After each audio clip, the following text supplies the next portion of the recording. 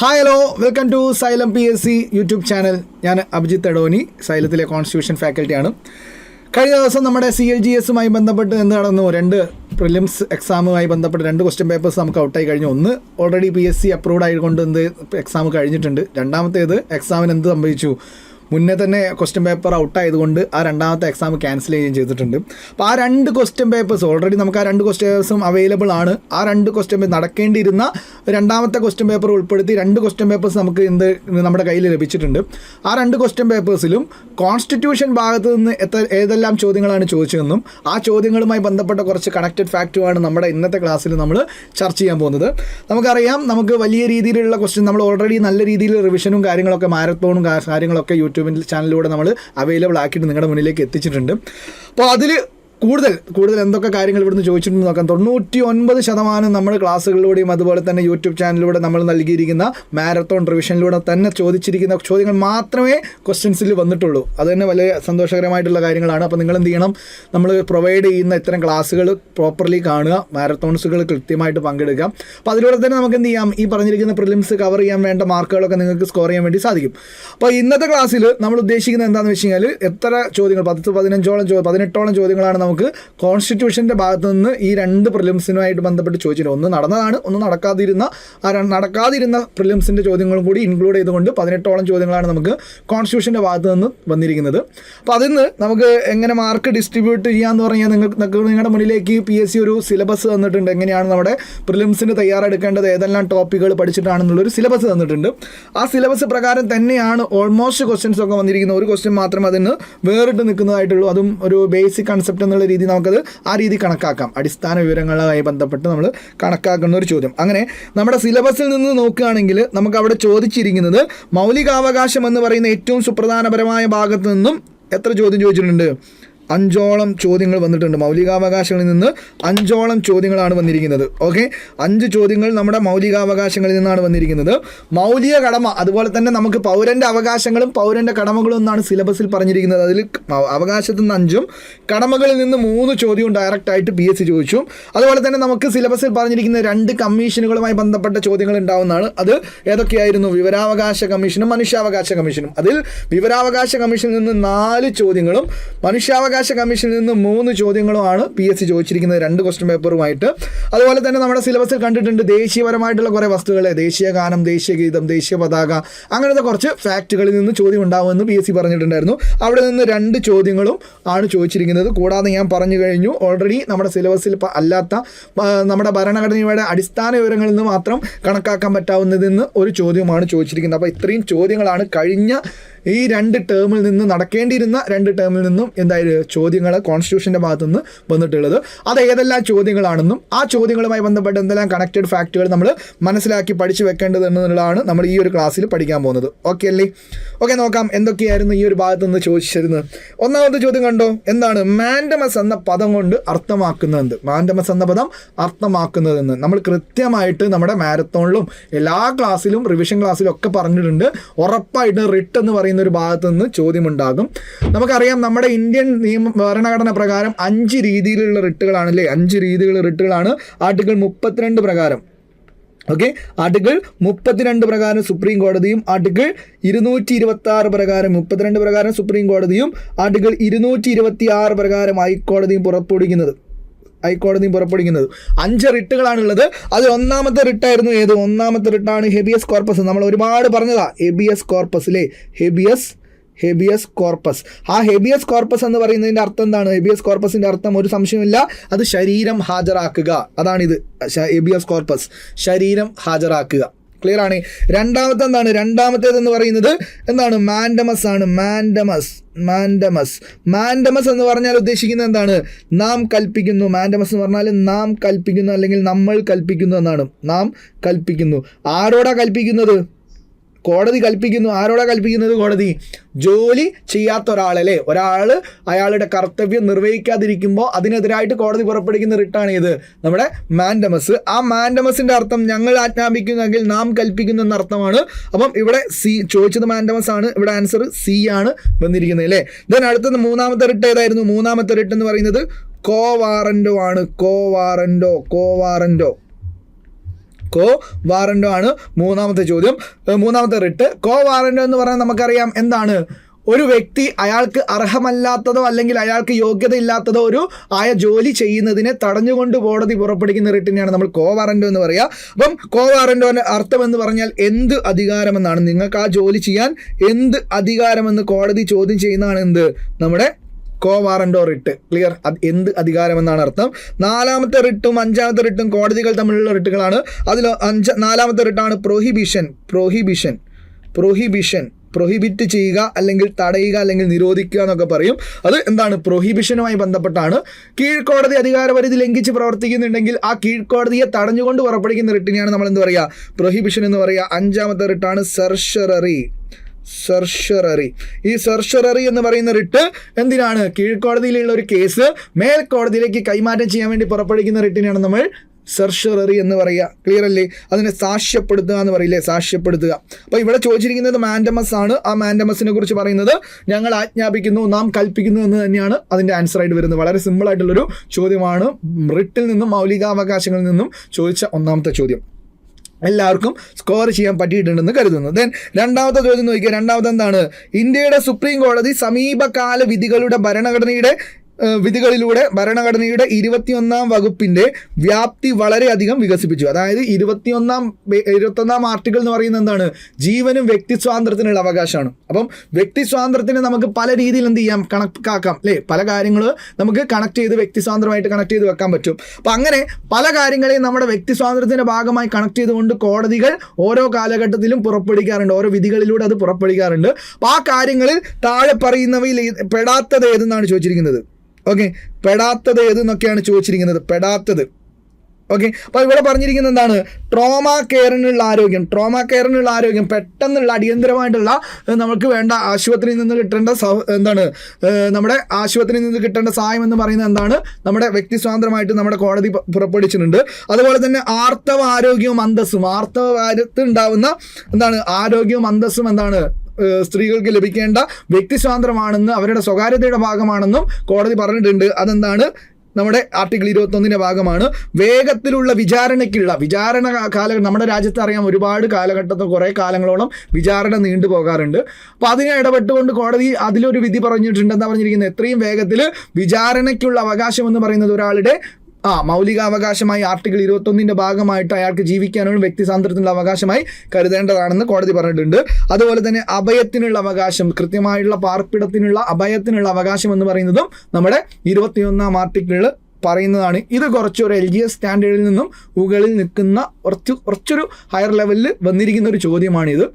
Okay, അപ്പം ഇത് മാത്രമാണ് എനിക്ക് നിങ്ങളുടെ ഒരു LGS നമ്മുടെ ഇപ്പോൾ പഠിച്ചുകൊണ്ടിരിക്കുന്ന എക്സാമിൻ്റെ മെറിറ്റ് നോക്കിയിട്ട് ഒരു LGS ലെവലിൽ ചോദിക്കേണ്ടതിൽ നിന്നും കുറച്ചുകൂടി ഹയർ ലെവലിൽ ചോദിച്ചിരിക്കുന്ന ഒരു ചോദ്യമായിട്ട് കരുതാൻ പറ്റുന്ന ഒരു ചോദ്യം ഇത് തന്നെയാണ്. അപ്പോൾ ഇതിൻ്റെ കൂടെ നമ്മൾ കണക്ട് ചെയ്ത് വെക്കേണ്ടത് ഒരുപാട് കാര്യങ്ങളെ ഈ പറഞ്ഞിരിക്കുന്ന 21-ാം ആർട്ടിക്കിളിൻ്റെ ഭാഗമാക്കിക്കൊണ്ട് കോടതികൾ പല കാലത്തും വിധികളിലൂടെ പുറപ്പെടുവിച്ചിട്ടുണ്ട്.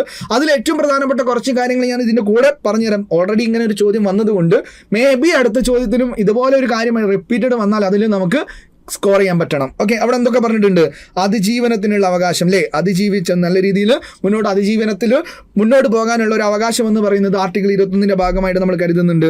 ആരോഗ്യത്തോടുകൂടി ജീവിക്കാനുള്ള ഒരു വ്യക്തിയുടെ അവകാശം അയാളുടെ വ്യക്തി സ്വാതന്ത്ര്യമാണ്, ജീവിക്കാനുള്ള അവകാശമാണെന്ന് കോടതി പറഞ്ഞിട്ടുണ്ട്.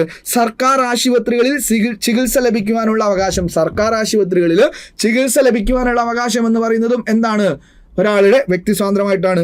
ഇന്റർനെറ്റിനുള്ള അവകാശം, റീസെന്റ് അനുരാധ ബാസിൻ കേസിലൂടെയൊക്കെ ഇന്റർനെറ്റിനുള്ള അവകാശം എന്ന് പറയുന്നത് ഒരാളുടെ വ്യക്തി സ്വാതന്ത്ര്യമായിട്ട് കോടതി വിലയിരുത്തിയിട്ടുണ്ട്. ആദ്യം കേരള ഹൈക്കോടതി ആയിരുന്നു വിലയിരുത്തിയത്, പിന്നീട് അത് സുപ്രീം കോടതിയിലും അതേ കാര്യം റിപ്പീറ്റ് ചെയ്തതോടുകൂടി ഈ ഇന്റർനെറ്റിനുള്ള അവകാശം എന്ന് പറയുന്നത് നിലവിൽ ഒരാളുടെ വ്യക്തി സ്വാതന്ത്ര്യമായിട്ടാണ് കണക്കാക്കുന്നത്. ജീവിത പങ്കാളിയെ തിരഞ്ഞെടുക്കാനുള്ള സ്വാതന്ത്ര്യം, എല്ലാവർക്കും ഇഷ്ടമുള്ള ജീവിത പങ്കാളിയെ തിരഞ്ഞെടുക്കുവാനുള്ള സ്വാതന്ത്ര്യം എന്ന് പറയുന്നത് ഒരാളുടെ വ്യക്തി സ്വാതന്ത്ര്യമായിട്ട് കണക്കാക്കണമെന്നൊക്കെ കോടതി പറഞ്ഞിട്ടുണ്ട്. ഇതൊക്കെ ബന്ധപ്പെട്ട കേസുകളുണ്ട് കേട്ടോ, അത്രയും ഡീപ്പിലേക്കൊന്നും നമുക്ക് പോകേണ്ട ആവശ്യമില്ല. ദെൻ ഏകാന്ത തടവിനെതിരായിട്ടുള്ള അവകാശം, ഒറ്റയ്ക്കൊരു തടവിൽ ഇടുന്നതിനെതിരായിട്ടുള്ള അവകാശം എന്ന് പറയുന്നത് ഒരാളുടെ വ്യക്തി സ്വാതന്ത്ര്യത്തിനുള്ള അവകാശമാണ്. പാർപ്പിടത്തിനുള്ള അവകാശം, പാർപ്പിടത്തിനും അഭയത്തിനും ആരോഗ്യത്തിനുള്ള അവകാശം ഒരാളുടെ വ്യക്തി സ്വാതന്ത്ര്യമായിട്ട് കണക്കാക്കുന്നു. അപകടകരമായ വ്യവസായങ്ങൾക്കെതിരെ, നമ്മുടെ നാട്ടിലൊക്കെ വരുന്ന അപകടകരമായ വ്യവസായത്തിന് എതിരായിട്ടുള്ള അവകാശം, അതൊരാളുടെ ജീവനെ ബാധിക്കുന്ന അല്ലെങ്കിൽ ജീവിക്കാനുള്ള അവകാശത്തിന് ലംഘിച്ചുകൊണ്ട് വരുന്ന ഒരു വ്യവസായ സ്ഥാപനമാണെങ്കിൽ അതിനെതിരായിട്ടുള്ള ഒരു അവകാശം ആർട്ടിക്കിൾ 21 ഭാഗമാണെന്ന് കോടതി പറഞ്ഞിട്ടുണ്ട്. അതുപോലെ തന്നെ ഉറങ്ങാനുള്ള അവകാശം, അടുത്തത് ഉറങ്ങാനുള്ള അവകാശം എന്ന് കരുതി നേരം അങ്ങോട്ട് ഉറങ്ങാൻ നിൽക്കേണ്ട, ഉറങ്ങാനുള്ള അവകാശം ഉണ്ടെന്ന് പറഞ്ഞിട്ട്. അപ്പോൾ ഉറങ്ങാനുള്ള അവകാശം എന്താണ്? ഒരാളുടെ വ്യക്തി സ്വാതന്ത്ര്യത്തിൻ്റെ ഭാഗമാണ്. ജയിലിൽ അടിസ്ഥാന സൗകര്യങ്ങൾ ലഭിക്കാനുള്ള അവകാശം, നമ്മൾ ജയിലിലേക്ക് പോയി കഴിഞ്ഞാൽ ജയിലിൽ ഒരു അന്തേവാസിയായി മാറിയാൽ പോലും അവിടെയും നമുക്ക് അടിസ്ഥാന സൗകര്യങ്ങൾ ലഭിക്കാനുള്ള അവകാശങ്ങൾ ഉണ്ടെന്ന് കോടതി പറയുന്നുണ്ട്. ദെൻ വിദേശ സഞ്ചാരം, നമ്മൾ മനേകാ ഗാന്ധി കേസിലൊക്കെ പറഞ്ഞിട്ടുണ്ട്, വിദേശത്തേക്ക് സഞ്ചരിക്കാനുള്ള അവകാശം എന്ന് പറയുന്നതും ഒരാൾക്ക് വേണ്ട ജീവിക്കാനുള്ള അവകാശമാണ്. അതിവേഗ വിചാരണ, എത്രയും പെട്ടെന്ന് വിചാരണ ചെയ്യുക എന്നുള്ളത് ഒരാളുടെ വ്യക്തി സ്വാതന്ത്ര്യത്തിന് അവകാശമാണ്. പരസ്യമായി തൂക്കിലേറ്റുന്നതിനെതിരായിട്ടുള്ള അവകാശം, പരസ്യമായിട്ട് ഒരാളെ തൂക്കിലേറ്റുക, അല്ലേ, വധശിക്ഷ വിധിച്ചു കഴിഞ്ഞാലും അതെല്ലാവരുടെയും മുന്നിൽ വെച്ചിട്ട് എന്താണ് തൂക്കിലേറ്റുക എന്ന് പറയുന്നത് എന്താണ്? വ്യക്തി സ്വാതന്ത്ര്യത്തിൻ്റെ ഭാഗമല്ല. അതുപോലെ തന്നെ ഈ വധശിക്ഷ വിധിച്ചതിന് ശേഷം ആ ശിക്ഷ നടപ്പാക്കുന്നതിന് കാലതാമസം എടുക്കുന്നതും അയാളെ മുന്നോട്ട് ജീവിക്കാനുള്ള അല്ലെങ്കിൽ എന്താ പറയുക അതിനും ഒരു വ്യക്തി സ്വാതന്ത്ര്യത്തിൻ്റെ അവകാശമായിട്ട് അല്ലെങ്കിൽ അവകാശ ലംഘനമായിട്ട് കണക്കാക്കുന്നുണ്ട്. ഓക്കെ, മലിനീകരണമില്ലാത്ത വെള്ളത്തിനും ഉള്ള അവകാശം, മലിനീകരണമില്ലാത്ത വെള്ളത്തിനും വായുവിനും ഉള്ള അവകാശം എന്താണ്? ഒരാളുടെ ജീവിക്കാനും വ്യക്തി സ്വാതന്ത്ര്യത്തിനുള്ള അവകാശമായിട്ടാണ് കണക്കാക്കുന്നത്. ആരോഗ്യത്തിനും വൈദ്യസഹായത്തിനുള്ള അവകാശം, എത്രയും പെട്ടെന്നുള്ള വൈദ്യസഹായത്തിനും ആരോഗ്യത്തിനുള്ള അവകാശം ഒരാളുടെ വ്യക്തി സ്വാതന്ത്ര്യമായിട്ട് കോടതി പറഞ്ഞിട്ടുണ്ട്. ഡോക്ടർമാരുടെ സഹായത്തിനുള്ള അവകാശം, ഡോക്ടർമാരുടെ സഹായത്തിനുള്ള അവകാശം, സർക്കാർ ഡോക്ടർമാരുടെ സഹായത്തിനുള്ള അവകാശം എന്ന് പറയുന്നത് എന്താണ്? നമുക്ക് ലഭ്യമാകേണ്ട വ്യക്തി സ്വാതന്ത്ര്യത്തിൻ്റെയും ജീവിക്കാനുള്ള അവകാശത്തിൻ്റെയും മൗലിക അവകാശത്തിൻ്റെയും ഭാഗമാണെന്ന് കോടതി പറഞ്ഞിട്ടുണ്ട്. കൈവിലങ്ങിന് എതിരായിട്ടുള്ള അവകാശം, ചെറിയ ചെറിയ കേസിലൊക്കെ പണ്ട് കാലത്ത് എല്ലാവരും പിടിച്ച് പോലീസൊക്കെ എന്ത് ചെയ്യായിരുന്നു? കൈവിലങ്ങിട്ടൊക്കെ കൊണ്ടുപോകാറുണ്ടായിരുന്നു. അത്രയും തീവ്രമല്ലാത്ത കേസുകളിലൊക്കെ എന്ത് ചെയ്യാൻ പാടില്ല? ഈ പറഞ്ഞിരിക്കുന്ന കൈവിലങ്ങ് അണിയിക്കാൻ പാടില്ല എന്നുള്ളൊരു വിധി എവിടെ നിന്ന് വന്നിട്ടുണ്ട്? കോടതിയിൽ നിന്ന് വന്നിട്ടുണ്ട്. അതായത് ഒരാളുടെ വ്യക്തി സ്വാതന്ത്ര്യത്തിന്റെ ഭാഗമായിട്ട് കോടതി എന്തിൽ ഉൾപ്പെടുത്തി? ആർട്ടിക്കിൾ 21 ഭാഗത്തിൽ ഉൾപ്പെടുത്തിയതാണ്. കാലതാമസം വരുത്തുന്ന വധശിക്ഷയ്ക്കെതിരായിട്ടുള്ള അവകാശം, വധശിക്ഷ വിധിച്ചതിന് ശേഷം അത് നടപ്പാക്കുന്നത് ഒരുപാട് താമസം വരുന്നത് അയാളുടെ മാനസികാരോഗ്യത്തിനും അല്ലേ, ഒരാളുടെ എന്താണ് ജീവിക്കാനുള്ള അവകാശത്തിൻ്റെയൊക്കെ ലംഘനം, ജീവിക്കാനുള്ള അല്ല എന്താ പറയുക വ്യക്തി സ്വാതന്ത്ര്യത്തിൻ്റെയൊക്കെ ലംഘനമാണെന്ന് പറഞ്ഞുകൊണ്ട് കോടതി ഇടക്കാലത്ത് വിധി പുറപ്പെടുവിച്ചിട്ടുണ്ടായിരുന്നു. ഇതൊക്കെ എന്താണ്? നമ്മുടെ ജീവിക്കാനും വ്യക്തി സ്വാതന്ത്ര്യത്തിൻ്റെ അവകാശത്തിൻ്റെ ഭാഗമായി ആർട്ടിക്കിൾ 21 ഭാഗമായി കോടതി പറഞ്ഞിരിക്കുന്ന കാര്യങ്ങളാണ്. ഇതും കൂടി ഒന്ന് നിങ്ങൾ നോക്കിപ്പോവുക. ഓക്കെ, അടുത്തൊരു ക്വസ്റ്റ്യൻ നോക്കിക്കേ. താഴെ തന്നിട്ടുള്ളവയിൽ ഭരണഘടനയിലെ 19ാം വകുപ്പിനെ, നമ്മൾ വളരെ ഡീറ്റെയിൽ ആയിട്ട് ഞാൻ പറഞ്ഞതാണ്, ചോദിക്കാൻ വളരെ സാധ്യത ഉണ്ടെന്ന് കഴിഞ്ഞ എല്ലാ ക്ലാസ്സിലും ഞാൻ പറഞ്ഞതാണ്. 19ാം ആർട്ടിക്കിളിന്റെ പരിധിയിൽ വരുന്ന സ്വാതന്ത്ര്യങ്ങളേവ, അല്ലേ? നമുക്കറിയാം ആർട്ടിക്കിൾ 19 നമുക്ക് എന്തുണ്ട്? 19(1) നമുക്ക് 6 സ്വാതന്ത്ര്യങ്ങളാണ് പറയുന്നത്. 7 എണ്ണം ഉണ്ടായിരുന്നു. അതിൽ സ്വത്ത് സമ്പാദിക്കാനുള്ള സ്വാതന്ത്ര്യം എന്ന് പറയുന്ന 19(1)F 44ാം ഭരണഘടനാ ഭേദഗതിയിലൂടെ റിമൂവ് ചെയ്തതിന് ശേഷം നമുക്ക് 6 മൗലിക സ്വാതന്ത്ര്യങ്ങളാണുള്ളത്. അതിൽ ഒന്നാമത്തേത് നമ്മൾ പറഞ്ഞിട്ടുണ്ട് ആവിഷ്കാര സ്വാതന്ത്ര്യം, അല്ലേ? അഭിപ്രായ സ്വാതന്ത്ര്യം. ഈ അഭിപ്രായ സ്വാതന്ത്ര്യത്തിന്റെ ഭാഗമായിട്ടാണ് നമ്മൾ പത്രസ്വാതന്ത്ര്യമൊക്കെ കണക്കാക്കുന്നത്, അതുപോലെ വിവരാവകാശ നിയമമൊക്കെ കണക്കാക്കുന്നത് ഇതിന്റെ ഭാഗമാണെന്നൊക്കെ ഇൻഡയറക്റ്റ് ആയിട്ട് നമ്മൾ പറയാറുണ്ട്, അല്ലേ? ബിയിൽ നമുക്ക് എന്തിനുള്ള അവകാശമുണ്ട്? അഭിപ്രായ സ്വാതന്ത്ര്യത്തിനുള്ള അവകാശമുള്ളതുപോലെ തന്നെ സമ്മേളനങ്ങൾ കൂടാനുള്ള സ്വാതന്ത്ര്യമുണ്ട്, സമ്മേളനം. അതുപോലെ തന്നെ സിയിൽ നമ്മൾ സംഘടന രൂപീകരിക്കാനുള്ള സ്വാതന്ത്ര്യത്തിനെ കുറിച്ച് പറയുന്നുണ്ട്. അതുപോലെ തന്നെ ഡിയിൽ നമ്മൾ പറഞ്ഞിരിക്കുന്നത് എന്താണ്? സഞ്ചാര സ്വാതന്ത്ര്യം, എല്ലായിടെയും സഞ്ചാരത്തിനുള്ള സ്വാതന്ത്ര്യം, സഞ്ചരിക്കാനുള്ള സ്വാതന്ത്ര്യം. ഇയിൽ നമ്മൾ പറഞ്ഞിരിക്കുന്നത് എന്താണ്? സഞ്ചാരം, അല്ലേ? അവിടെയൊക്കെ താമസിക്കാനുള്ള സ്വാതന്ത്ര്യം, താമസ സ്വാതന്ത്ര്യം. F-ൽ ഇല്ല, അത് ഒഴിവാക്കിയിട്ടുണ്ട്. ദെൻ ഡിയിലുള്ളത് നമുക്ക് എന്താണ്? ജോലി ചെയ്യാനുള്ള സ്വാതന്ത്ര്യം, അല്ലേ? ജോലിക്കും വ്യവസായങ്ങൾക്കൊക്കെ ഉള്ള ബിസിനസ്സിനൊക്കെ ചെയ്യാനുള്ള ആറാമത്തെ സ്വാതന്ത്ര്യമായ ജോലിക്കുള്ള സ്വാതന്ത്ര്യവും നമ്മുടെ ആർട്ടിക്കിൾ 19(1) പറഞ്ഞിട്ടുണ്ട്. അപ്പോൾ അഭിപ്രായം, സമ്മേളനം, സംഘടന, സഞ്ചാരം, താമസം, ജോലി, ഇതൊക്കെ ചെയ്യാനുള്ള സ്വാതന്ത്ര്യമാണ് നമുക്ക് ഭരണഘടനയിലൂടെ ലഭ്യമാകുന്നത്. എന്നാൽ ആർട്ടിക്കിൾ 19 പ്രത്യേകത ഇതെന്തല്ല? അനിയന്ത്രിതമല്ല. ഇതെന്തല്ല? അനിയന്ത്രിതമല്ല എന്ന് പറയുന്ന വേർഡിനാണ് അവിടെ ഇമ്പോർട്ടൻറ്റ്. ടെക്സ്റ്റ് ബുക്കിൽ അങ്ങനെയാണ് കൊടുത്തിരിക്കുന്നത്. അനിയന്ത്രിതമല്ല എന്ന് പറഞ്ഞത് കൊണ്ട് ഉദ്ദേശിക്കുന്നത്, നിയന്ത്രിതം എന്ന് പറഞ്ഞാൽ എന്താണ്? നിയന്ത്രിക്കാൻ പറ്റുന്നത്. നിയന്ത്രിതമല്ല എന്ന് പറഞ്ഞാൽ നിയന്ത്രിക്കാൻ പറ്റാത്തത്. അനിയന്ത്രിതമല്ല എന്ന് പറഞ്ഞാൽ വീണ്ടും അനിയന്ത്രിതമല്ല എന്ന് പറഞ്ഞാൽ നിയന്ത്രിക്കാൻ പറ്റുന്നത് എന്നാണ് അർത്ഥം. ശരിക്കും ഇവന്മാർക്ക് എന്ത് ചെയ്താൽ മതി? നിയന്ത്രിക്കാൻ പറ്റുന്ന അവകാശമാണ്, സ്വാതന്ത്ര്യമാണ് ആർട്ടിക്കിൾ 19 എന്ന് പറഞ്ഞാൽ മതി. അതിന് പകരം ഇങ്ങനെ തലതിരിഞ്ഞൊരു വേർഡാണ് ടെക്സ്റ്റ് ബുക്കിൽ കുറഞ്ഞിരിക്കുന്നത്. അത് അതുപോലെ തന്നെ ചോദിക്കാൻ സാധ്യതയുണ്ട്. അപ്പം ആർട്ടിക്കിൾ 19 പറഞ്ഞിരിക്കുന്ന 6 മൗലിക സ്വാതന്ത്ര്യങ്ങൾ എന്തല്ല? അനിയന്ത്രിതമല്ല എന്ന് ഓർത്തിരിക്കുക. ഓക്കെയാണ്.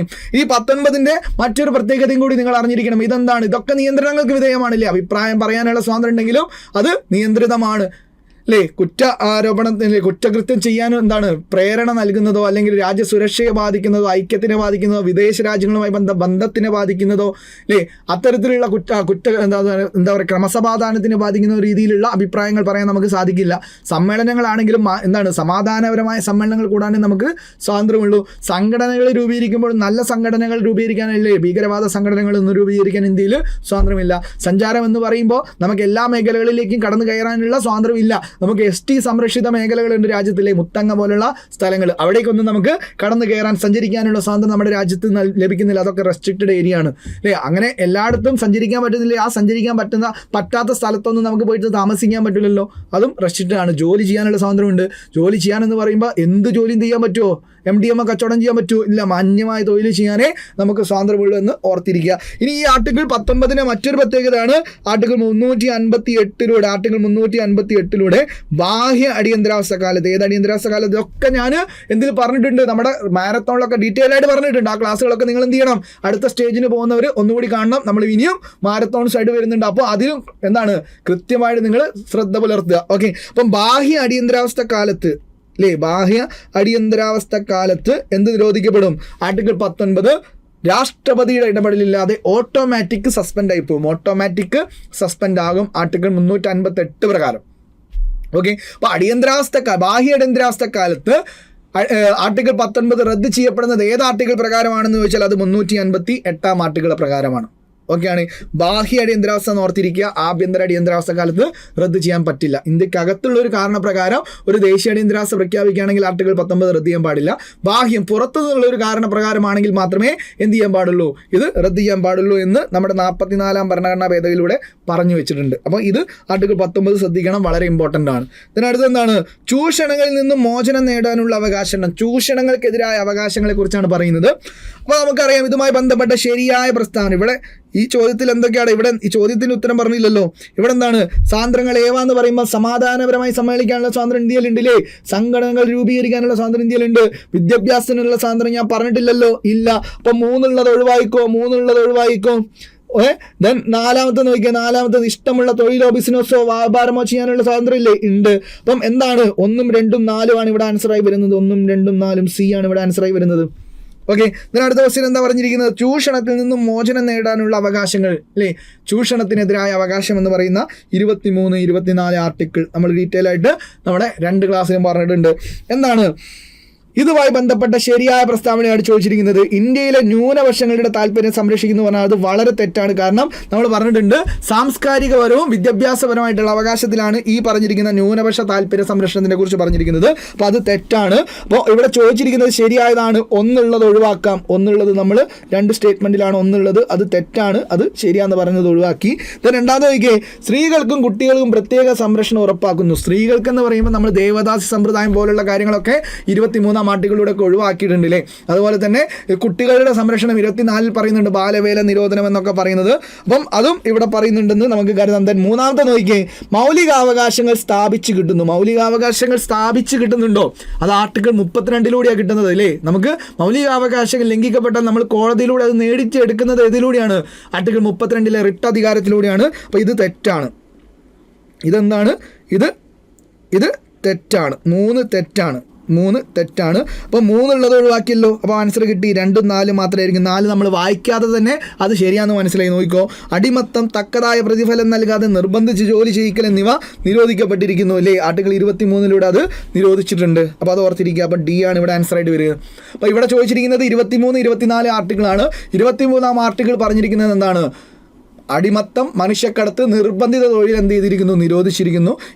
24-ാം ആർട്ടിക്കിൾ പറഞ്ഞിരിക്കുന്നത് ബാലവേല, 14 വയസ്സിൽ താഴെയുള്ള കുട്ടികളെ ബാലവേല ചെയ്യിക്കുന്നതിൽ നിന്ന് നിരോധിച്ചിരിക്കുന്നു. പൂർണ്ണമായിട്ടല്ല, അപകടകരമായ വ്യവസായങ്ങളിലോ ഖനികളിലൊന്നും എന്ത് ചെയ്യാൻ പാടില്ല, കുട്ടികളെ ജോലി ചെയ്യിക്കാൻ പാടില്ല. കുടുംബ ആവശ്യങ്ങൾക്കാണെങ്കിൽ നമുക്ക് കുഴപ്പമില്ല എന്നുള്ള രീതിയിൽ ബാലവേല നിരോധിച്ചിരിക്കുന്ന ആർട്ടിക്കിളാണ് ആർട്ടിക്കിൾ 24. ഇത്തരത്തിലുള്ള സംഘടനകളുണ്ട്, ഇതുമായി ബന്ധപ്പെട്ട് പ്രവർത്തിച്ചുകൊണ്ടിരുന്ന സംഘടനകളുണ്ട്. ബച്പൻ ബച്ചാവോ ആന്തോളൻ പോലുള്ള സംഘടനകൾ. അത് രൂപീകരിച്ച വ്യക്തിയായിരുന്നു കൈലാഷ് സത്യാർത്ഥി. കൈലാഷ് സത്യാർത്ഥി. ഈ കൈലാഷ് സത്യാർത്ഥിക്ക് ഇത്തരത്തിലുള്ള പ്രവൃത്തിയുടെ ഭാഗമായിട്ട് എന്ത് കിട്ടിയിട്ടുണ്ട്? നൊബേൽ കിട്ടിയിട്ടുണ്ട് അല്ലേ? നൊബേൽ പ്രൈസ് കിട്ടിയിട്ടുണ്ട്. നൊബേൽ പ്രൈസ് 2014 അത് ലഭിച്ചിരിക്കുന്നത് മലാലയോടൊപ്പം. അത് ഓർത്തിരിക്കുക. ഓക്കെ, ഇതൊക്കെ നമ്മൾ ഓൾറെഡി പറഞ്ഞു പോയ കാര്യങ്ങളാണ്. അടുത്തൊരു ചോദ്യം നോക്കിക്കോ. എന്താ ചോദിച്ചിരിക്കുന്നത്? താഴെ തന്നിരിക്കുന്നതിൽ ശരിയായ പ്രസ്താവന ഏതെന്നാണ് ചോദിച്ചിരിക്കുന്നത്. ശരിയായ പ്രസ്താവന എന്തുമായി ബന്ധപ്പെട്ടാണ്? ദേശീയ അടിയന്തരാവസ്ഥ പ്രഖ്യാപിക്കുമ്പോൾ നമ്മൾ പറഞ്ഞു, ദേശീയ അടിയന്തരാവസ്ഥ പ്രഖ്യാപിക്കുന്നത് ആർട്ടിക്കിൾ 352 പ്രകാരമാണ് ദേശീയ അടിയന്തരാവസ്ഥ പ്രഖ്യാപിക്കുക. ആ ദേശീയ അടിയന്തരാവസ്ഥ പ്രഖ്യാപിക്കുമ്പോൾ എല്ലാ മൗലിക അവകാശങ്ങളും താൽക്കാലികമായി നിർത്തിവെക്കാൻ രാഷ്ട്രപതിക്ക് അധികാരമുണ്ട്. ഓക്കെ, അപ്പോൾ അതൊന്ന് നമുക്ക് പരിശോധിക്കണം. ഈ കാര്യം പറയുന്നത്, ഈ ഒരു ക്ലോസ് പറയുന്നത് ആർട്ടിക്കിൾ 359 ആർട്ടിക്കിൾ 359. ഇതൊക്കെ ഞാൻ ഡീറ്റെയിൽഡ് ആയിട്ട് നമ്മുടെ റിവിഷൻ ക്ലാസ്സിലൊക്കെ പറഞ്ഞിട്ടുണ്ട്, ശ്രദ്ധിക്കുക. എന്താ പറഞ്ഞിരിക്കുന്നത്? ആർട്ടിക്കിൾ 359 ദേശീയ അടിയന്തരാവസ്ഥ, ആർട്ടിക്കിൾ 352 പ്രകാരമുള്ള ദേശീയ അടിയന്തരാവസ്ഥ പ്രഖ്യാപിക്കുമ്പോൾ എന്താണ്? മൗലികാവകാശങ്ങളിൽ നിയന്ത്രണം വരുത്താൻ ആർക്ക് അധികാരമുണ്ട്? രാഷ്ട്രപതിക്ക് അധികാരമുണ്ട്. ഇങ്ങനെയായിരുന്നു ഭരണഘടന നിലവിൽ വന്നിരുന്ന സമയത്ത് ആർട്ടിക്കിൾ 359 പറഞ്ഞത് ഇങ്ങനെയായിരുന്നു. ഇന്ത്യയിൽ അടിയന്തരാവസ്ഥ പ്രഖ്യാപിച്ചാൽ മൗലികാവകാശങ്ങളിൽ പറയുന്ന എല്ലാ അവകാശങ്ങളും റദ്ദ് ചെയ്യാനുള്ള അധികാരം, നിയന്ത്രണം വരുത്താനുള്ള അധികാരം ആർക്കും ലഭിച്ചിട്ടുണ്ട്? രാഷ്ട്രപതിക്ക് ലഭിച്ചിട്ടുണ്ട്. ഇങ്ങനെ ഒരു അധികാരം വരുന്നത്, ഈ ഒരു കൺസെപ്റ്റ് നമ്മൾ വന്നിരിക്കുന്നത് ജർമ്മനിയുടെ വെയ്മർ കോൺസ്റ്റിറ്റ്യൂഷനിൽ നിന്നാണ്. നമ്മൾ മൗലികാവകാശങ്ങൾ ഈ പറഞ്ഞിരിക്കുന്ന അടിയന്തരാവസ്ഥ കാലത്ത് നിരോധിക്കുന്നതുമായി ബന്ധപ്പെട്ട കാര്യങ്ങൾ എന്ത് ചെയ്ത് കടമെടുത്തിരിക്കുന്നത്. ഓക്കെ അല്ലേ? അപ്പോൾ ഈ ദേശീയ അടിയന്തരാവസ്ഥ കാലത്ത് മൗലികാവകാശങ്ങളിൽ നിയന്ത്രണം വരുത്താനുള്ള അധികാരം രാഷ്ട്രപതിക്ക് മാത്രമാണ് എന്നുള്ളതായിരുന്നു ഇവിടെ പറഞ്ഞുകൊണ്ടിരുന്നത് ആർട്ടിക്കിൾ 359 പറഞ്ഞുകൊണ്ടിരുന്നത്. എന്നാൽ 44-ാം ഭരണഘടനാ ഭേദഗതിയിലൂടെ നമ്മുടെ ഇന്ത്യയിൽ 1975 ഒരു ദേശീയ അടിയന്തരാവസ്ഥ പ്രഖ്യാപിച്ചതിന് ശേഷം ആ അടിയന്തരാവസ്ഥയുമായി ബന്ധപ്പെട്ട ഒരുപാട് മാറ്റങ്ങൾ ഭരണഘടനയിൽ കൊണ്ടുവന്നിരുന്നു. ഏത് ഭേദഗതിയിലൂടെ? 44-ാം ഭരണഘടനാ ഭേദഗതിയിലൂടെ. അതായത് 1975 നമ്മുടെ ഇന്ത്യയിൽ എന്ത് വരുന്നത്? ഒരു അടിയന്തരാവസ്ഥ പ്രഖ്യാപിക്കുന്നത് ദേശീയ തലത്തിൽ. അപ്പോൾ അതിനുശേഷം അതിനു മുമ്പ് ഒരു അടിയന്തരാവസ്ഥ കണ്ടിട്ടില്ലല്ലോ. ഉണ്ട് കേട്ടോ, സാധാരണ മറ്റ് അടിയന്തരാവസ്ഥകളുണ്ട്. അല്ലാത്ത അടിയന്തരാവസ്ഥകളിൽ നമ്മൾ ആഭ്യന്തര അടിയന്തരാവസ്ഥ പ്രഖ്യാപിക്കുന്നത് എങ്ങനെയാണ്? ഈ 352 പ്രകാരമുള്ള ആഭ്യന്തര അടിയന്തരാവസ്ഥ പ്രഖ്യാപിച്ചത് 1975 അതോടുകൂടി ഒരുപാട് മാറ്റങ്ങൾ അതിനുശേഷം നമ്മുടെ ഭരണഘടനയിലേക്ക് എന്ത് ചെയ്തിട്ടുണ്ട്? കൂട്ടിച്ചേർത്തിരുന്നു 44-ാം ഭരണഘടനാ ഭേദഗതിയിലൂടെ. ഇനി ഒരു അടിയന്തരാവസ്ഥ ഉണ്ടാവാതിരിക്കാനുള്ള തയ്യാറെടുപ്പുകളും 44-ാം ഭരണഘടനാ ഭേദഗതിയിലൂടെ ചെയ്തു വെച്ചിരുന്നു. അതിന്റെ ഭാഗമായി ഈ ആർട്ടിക്കിൾ 359 ഒരു കാര്യം കൂടി കൂട്ടിച്ചേർത്തിരുന്നു. അത് ഏത് ആർട്ടിക്കിൾ ഒഴികെ എന്നുള്ളതാണ്. 20-21 ഒഴികെ അല്ലേ? 20-ാം ആർട്ടിക്കിൾ പറയുന്ന കുറ്റവാളികൾക്ക് നൽകേണ്ട സംരക്ഷണങ്ങളെ കുറിച്ച് പറയുന്ന 20-ാം ആർട്ടിക്കിളും ജീവിക്കാനും വ്യക്തി സ്വാതന്ത്ര്യത്തിനും അവകാശം നൽകുന്ന ആർട്ടിക്കിൾ 21 എന്ത് ചെയ്യാൻ പാടില്ല? ഒരു അടിയന്തരാവസ്ഥ കാലത്ത് പോലും റദ്ദ് ചെയ്യാൻ പാടില്ല എന്നുള്ളൊരു ക്ലോസ് കൂടി എവിടെ കൂട്ടിച്ചേർത്തു? 359-ാം ആർട്ടിക്കിളിലേക്ക് കൂട്ടിച്ചേർത്തു. ആർട്ടിക്കിൾ 20-21 ഒഴികെ എന്നുള്ളൊരു കാര്യം കൂട്ടിച്ചേർത്തു 44-ാം ഭരണഘടനാ ഭേദഗതിയിലൂടെ. അപ്പോൾ ഇവിടുന്ന് പല രീതിയിലാണ് ചോദ്യങ്ങൾ ചോദിക്കുക. ദേശീയ അടിയന്തരാവസ്ഥ കാലത്ത് മൗലികാവകാശങ്ങളിൽ റദ്ദ് ചെയ്യാൻ പാടില്ലാത്ത ആർട്ടിക്കിൾ ഏതെന്ന് ചോദിച്ചാൽ 20-21. ദേശീയ അടിയന്തരാവസ്ഥ കാലത്ത് മൗലികാവകാശങ്ങളിൽ നിയന്ത്രണം വരുത്താൻ അധികാരം ആർക്കെന്ന് ചോദിച്ചാൽ അത് രാഷ്ട്രപതിക്കാണ്. ഓപ്ഷനിൽ ചിലപ്പോൾ സുപ്രീം കോടതി, പാർലമെന്റ് ഒക്കെ തന്നേക്കാം. അത് രാഷ്ട്രപതിക്കാണ്. ആ അധികാരം രാഷ്ട്രപതിക്ക് നൽകുന്ന ആർട്ടിക്കിൾ ഏതെന്ന് ചോദിച്ചാൽ അത് 359. ഓക്കെ, ആർട്ടിക്കിൾ 359 ആർട്ടിക്കിൾ 20-21 റദ്ദ് ചെയ്യാൻ പാടില്ല എന്ന് കൂട്ടിച്ചേർത്ത ഭേദഗതി ഏതെന്ന് ചോദിച്ചാൽ അത് 44-ാം ഭേദഗതിയാണ്. ഇതൊന്നും മാറിപ്പോകരുത്. അപ്പം ഇവിടെ എല്ലാ മൗലികാവകാശങ്ങളും താൽക്കാലികമായി നിർത്തിവെക്കാൻ രാഷ്ട്രപതിക്ക് അധികാരമുണ്ടെന്ന് പറഞ്ഞാൽ അത് തെറ്റാണ്. അതെന്താണ്? തെറ്റാണ്. ഇവിടെ ശരിയായതാണ് ചോദിച്ചിരിക്കുന്നത്. ദെൻ ദേശീയ അടിയന്തരാവസ്ഥ പ്രഖ്യാപിക്കുമ്പോൾ ആർട്ടിക്കിൾ 359 പ്രകാരം രാഷ്ട്രപതിക്ക് വകുപ്പ് 32 താൽക്കാലികമായി നിർത്തിവെക്കാൻ അധികാരമുണ്ടെന്ന് പറഞ്ഞാൽ ശരിയല്ലേ? പറ്റാത്തത് ഏതാ? 20-21 മാത്രമല്ലേ? അപ്പോൾ അത് ശരിയാണ്. അടുത്തെന്താ? ദേശീയ അടിയന്തരാവസ്ഥ പ്രഖ്യാപിക്കുമ്പോൾ രാഷ്ട്രപതിക്ക് വകുപ്പ് 21 താൽക്കാലികമായി നിർത്തിവെക്കാൻ അധികാരമുണ്ട്. ഉണ്ടോ? 20-21 പറ്റൂല എന്നല്ലേ പറഞ്ഞത്? അപ്പം അതും തെറ്റാണ്. ഇവിടെ ചോദിച്ചിരിക്കുന്നത് ഏതാണ്? ശരിയായത് ഏതെന്നാണ്. അപ്പോൾ ഏതാണ് ശരിയുള്ളത്? 2 മാത്രം ആണ് ശരിയുള്ളത്. അത് ബി ആണ് ആൻസർ. ക്ലിയർ അല്ലേ? അപ്പോൾ ഈ ബന്ധപ്പെട്ട കാര്യങ്ങളൊക്കെ ഓർത്തിരിക്കുക. 358-ാം ആർട്ടിക്കിളും 359-ാം ആർട്ടിക്കിളും ഇമ്പോർട്ടൻ്റ് ആണ്, ശ്രദ്ധിക്കണം. 358 പറയുന്നത് ആർട്ടിക്കിൾ 19 രാഷ്ട്രപതിയുടെ ഇടപെടലില്ലാതെ ബാഹ്യ അടിയന്തരാവസ്ഥ കാലത്ത് റദ്ദ് ചെയ്യപ്പെടുമെന്നാണെങ്കിൽ 359 പറയുന്നത് അടിയന്തരാവസ്ഥ കാലത്ത് മൗലികാവകാശങ്ങളിൽ നിയന്ത്രണം വരുത്താനുള്ള രാഷ്ട്രപതിയുടെ അധികാരത്തിനെ കുറിച്ചാണ്. ഏതൊഴികെ എന്ന് കൂട്ടിച്ചേർത്തിട്ടുണ്ട്, 20-21 ഒഴികെ എന്ന് കൂട്ടിച്ചേർത്തിട്ടുണ്ട് 44-ാം ഭരണഘടനാ ഭേദഗതിയിലൂടെ. ക്ലിയർ? അപ്പോൾ അതും ക്ലിയർ ആണെന്ന് കരുതുന്നു. അടുത്ത നോക്കിക്കേ, താഴെ തന്നിരിക്കുന്നതിൽ ശരിയായ ജോഡിയാണ് ചോദിച്ചിരിക്കുന്നത്. അപ്പോൾ നമുക്ക് തോന്നും ഇത് സിലബസിൻ്റെ ഔട്ട് ഓഫ് സിലബസ് ആണെന്ന് തോന്നിയേക്കാം. പക്ഷേ ഇവിടെ നോക്കിക്കോ, ഇവിടെ നമുക്ക് സിലബസിലുള്ള 2 കാര്യങ്ങൾ ഏതൊക്കെയാണ്? മൗലിക കടമയുണ്ട്, മൗലികാവകാശങ്ങളുണ്ട്. അത് നമ്മൾ കൃത്യമായിട്ട് പഠിച്ചു വെക്കണമല്ലോ, അല്ലേ?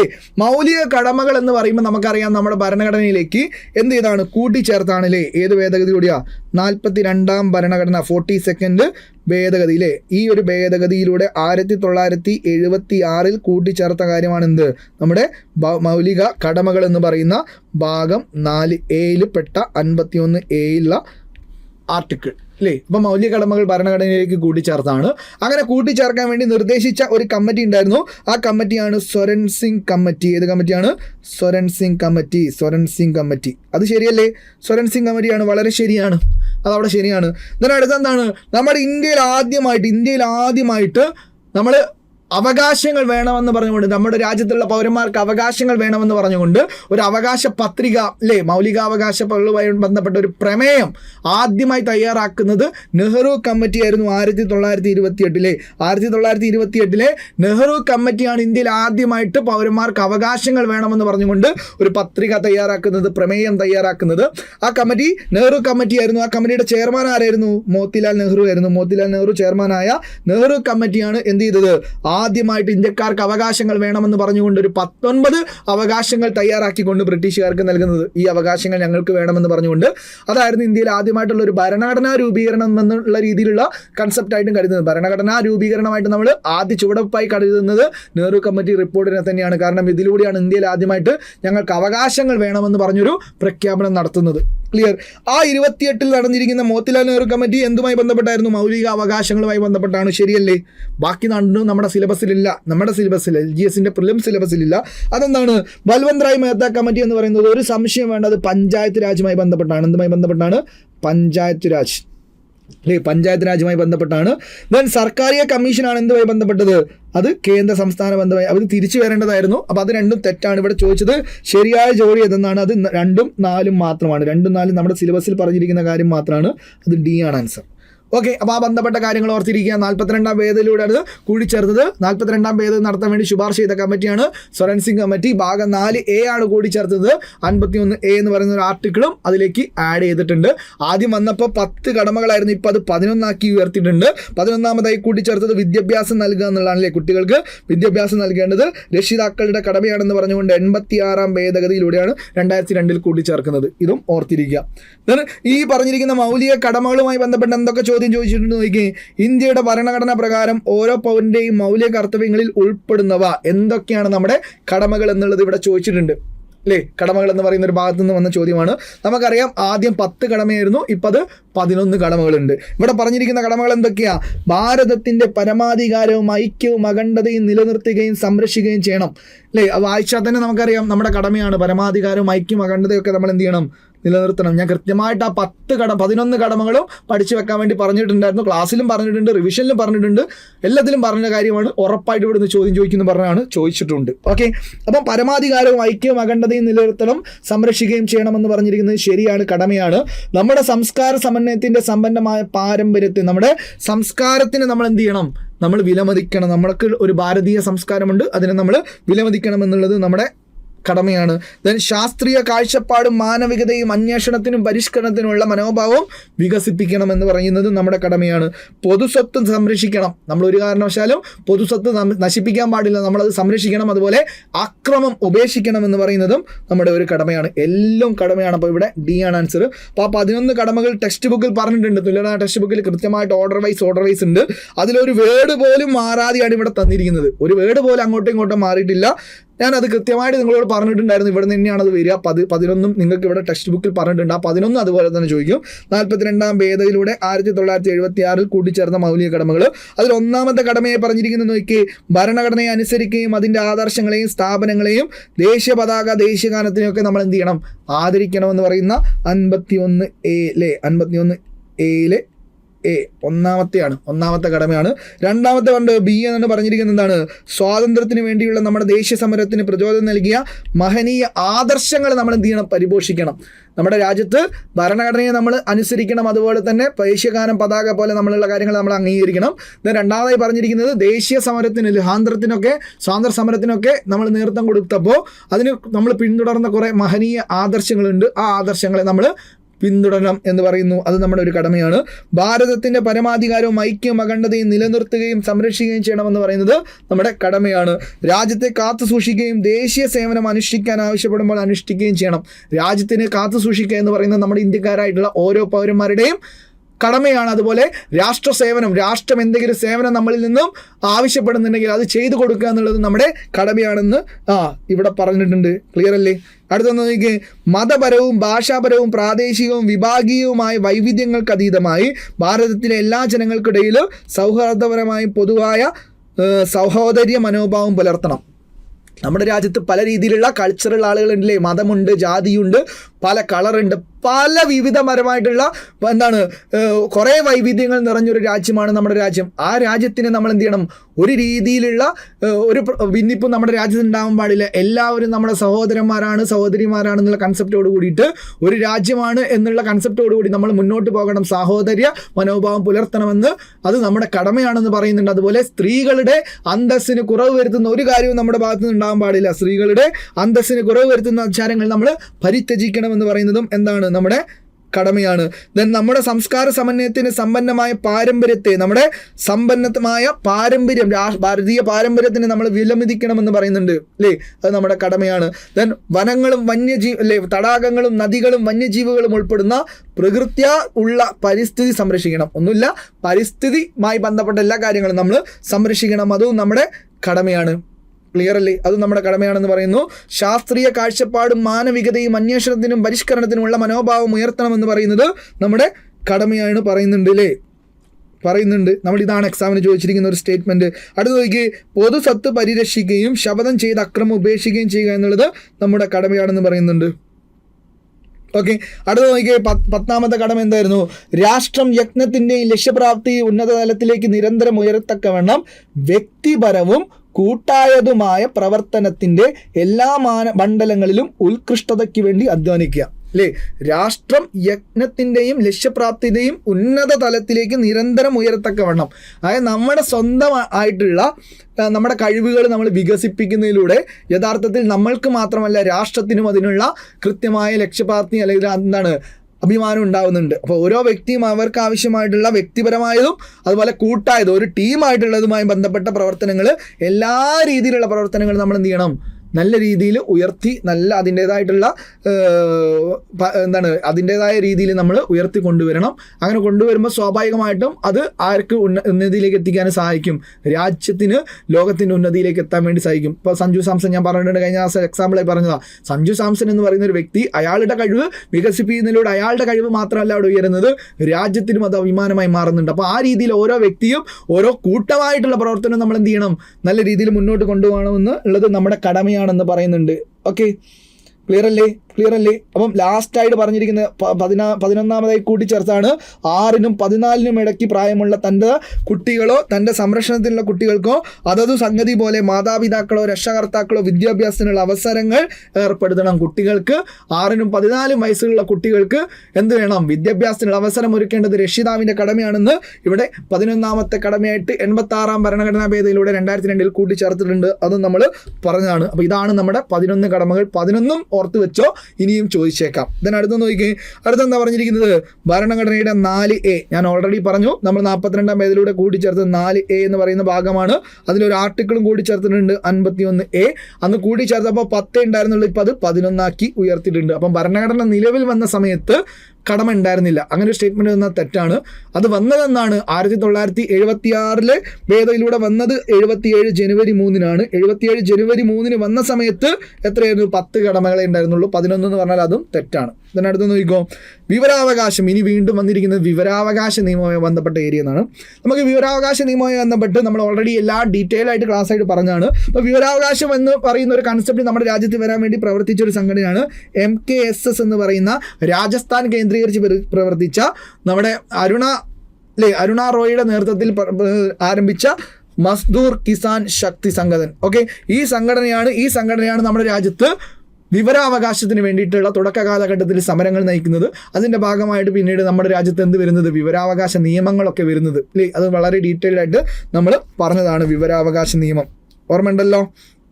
അപ്പം വിവരാവകാശ നിയമം വരുന്നത് ഏതിലൂടെയാണ്? ഇങ്ങനെയൊരു രാജ്യത്ത് പ്രവർത്തനം നടത്തിയതുകൊണ്ടാണ്. ലോകത്തിൽ ആദ്യമായിട്ട് വിവരാവകാശ നിയമം എന്ന് പറയുന്ന ഒരു കൺസെപ്റ്റ് കൊണ്ടുവന്നിരിക്കുന്നത് സ്വീഡനിലായിരുന്നു. എവിടെയാണ് വന്നിരിക്കുന്നത്? സ്വീഡനിലാണ് വിവരാവകാശ നിയമം ആദ്യമായിട്ട് വരുന്നത്. ഓക്കെ, നമ്മുടെ രാജ്യത്ത് അങ്ങനെ ഒരു നിയമം പാസ്സാക്കിയത് 2005 2005 ജൂൺ 15 അത് പാസ്സാക്കി. ജൂൺ 15 പാസ്സാക്കി. അത് നിലവിൽ വന്നത് 2005 ഒക്ടോബർ 12 ഈ ഒക്ടോബർ 12 കമ്മീഷന് നിലവിൽ വന്നത്. ഓക്കെ, അത് നിലവിൽ വരുന്ന സമയത്ത് അതിന് ഒപ്പുവെച്ച അല്ലെങ്കിൽ പാസ്സാക്കുമ്പോൾ അതിൽ ഒപ്പുവെച്ച പ്രസിഡന്റ് ആയിരുന്നു APJ അബ്ദുൽ കലാം.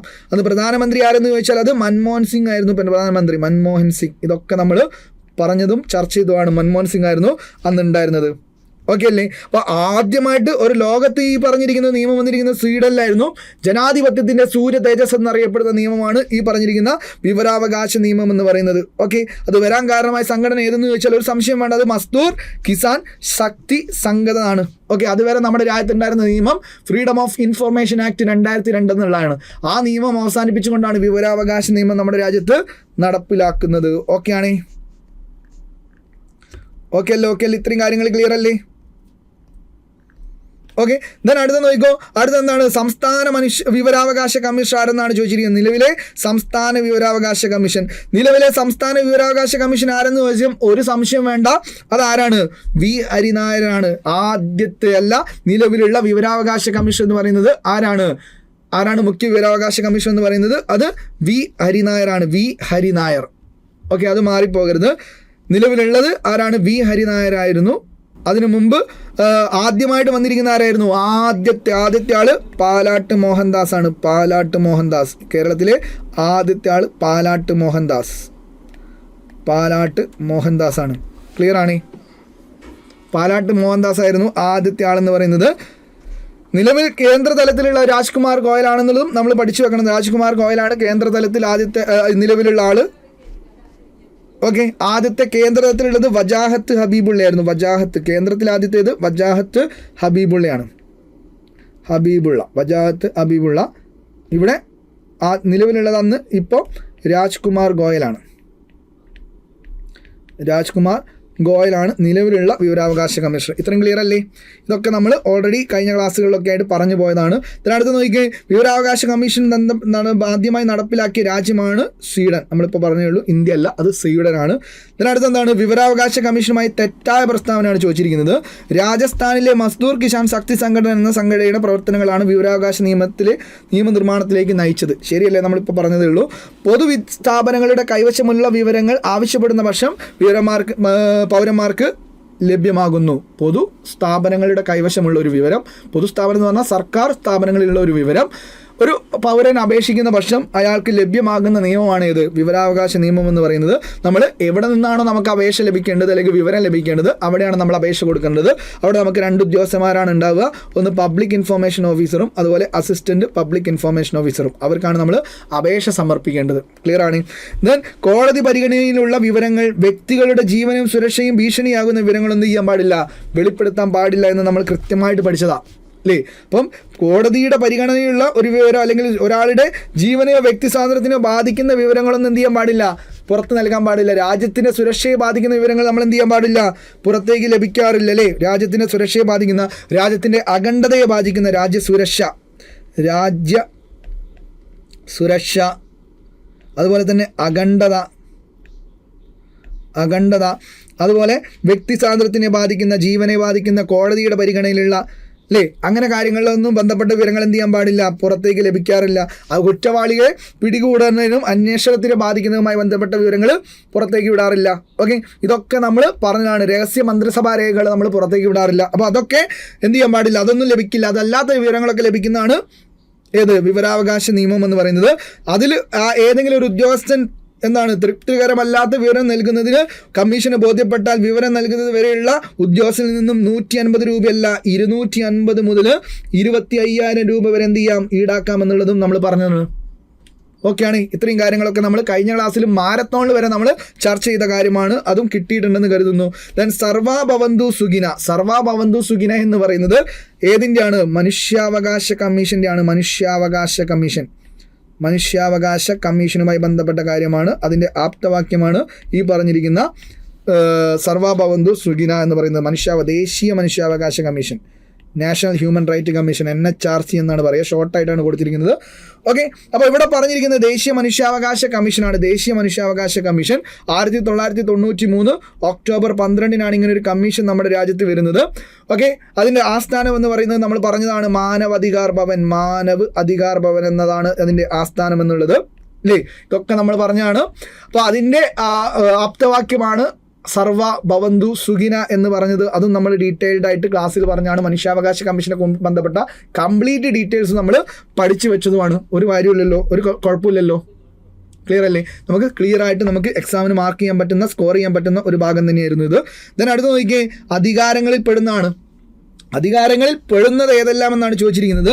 തടവറകളിലെ അതിക്രമം തടയൽ. നമുക്ക് ഈ പറഞ്ഞിരിക്കുന്ന മനുഷ്യാവകാശ കമ്മീഷന് അന്തേവാസികൾ എന്ന് പറഞ്ഞ ജയിലുമായി ബന്ധപ്പെട്ട കാര്യങ്ങളിൽ അവിടെ നടക്കുന്ന മനുഷ്യാവകാശ ലംഘനങ്ങളുമായി ബന്ധപ്പെട്ട കാര്യങ്ങൾക്ക് ഇടപെടാനുള്ള അധികാരം ആർക്കുണ്ട്? മനുഷ്യാവകാശ കമ്മീഷനുണ്ട്. അത് ശരിയാണ്. ഓക്കെ, പെടുന്നതാണ് ചോദിച്ചിരിക്കുന്നത്, ശരിയാണ്. വനിതകളുടെയും കുട്ടികളുടെയും അവകാശ സംരക്ഷണം. വനിതകൾക്കോ കുട്ടികൾക്കോ എന്തെങ്കിലും രീതിയിലുള്ള മനുഷ്യാവകാശ ലംഘനം ഉണ്ടായാൽ അതിൽ ഇടപെടാനുള്ള അധികാരം ആർക്കുണ്ട്? മനുഷ്യാവകാശ കമ്മീഷനുണ്ട്. അതും ശരിയാണ്. ഭരണനിർവഹണ രംഗത്തെ പരിഷ്കരണങ്ങൾ അല്ലേ. ഒരു സംസ്ഥാനത്തെ അല്ലെങ്കിൽ ഒരു രാജ്യത്തെ ഗവൺമെന്റ് ഭരിച്ചുകൊണ്ടിരിക്കുമ്പോൾ ആ ഭരണത്തിനെ ബാധിക്കുന്ന പരിഷ്കരണങ്ങളിലൊന്നും ഇടപെടാനുള്ള അധികാരം ആയിരിക്കില്ല, മനുഷ്യാവകാശ കമ്മീഷനില്ല. അതിന് വേണ്ടിയിട്ട് ഭരണ പരിഷ്കരണ കമ്മീഷൻ പോലുള്ള മറ്റ് കമ്മീഷനുണ്ട്. അത് തെറ്റാണ്. അപ്പോൾ 3 തെറ്റാണ്. അപ്പോൾ 3 ശരിയാന്ന് പറയുന്നത് നമുക്ക് ഒഴിവാക്കിയാൽ തന്നെ ആൻസറിലേക്ക് എത്താം. ഉണ്ടോ? 3 ഒഴിവാക്കി. 3 എന്തായാലും തെറ്റാണ്. ഭരണനിർവഹണ രംഗത്തെ പരിഷ്കരണങ്ങളിലേക്ക് ആർക്ക് ഇടപെടാൻ പാടില്ല?